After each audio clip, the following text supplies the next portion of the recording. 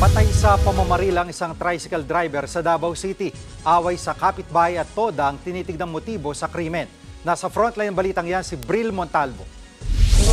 Nakadapa at bulagta sa daan ang tricycle driver na ito sa barangay Bago Galiera sa Davao City. Pinagbabaril siya kahapon ng tanghali.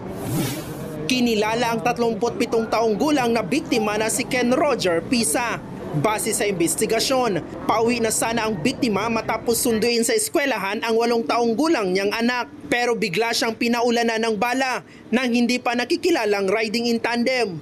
Nakatakbo pa ang biktima ng ilang metro, pero sinundan pa rin siya ng mga suspect saka pinagbabaril ulit. Nakunan pa sa CCTV ang pagtakas ng mga suspect. Nagtamo ng 2 tama sa ulo at isa sa likod ang biktima. Swerte namang hindi nadamay ang sinundo niyang anak. Tumanggi namang magsalita ang kaanak ng biktima. Pero may hinala na sila kung sino ang nasa likod ng krimen. Away sa kapitbahay, and then at saka yung sa organization nila sa Tricycle Drivers Association o yung TUDA tinatawag. Palalimin pa namin kung ano talaga punot dulo ng ano nila, ng yung krimen talaga doon sa nangyari ngayon. Patuloy ang backtracking ng mga pulis sa CCTV sa lugar para matunton ang mga suspect.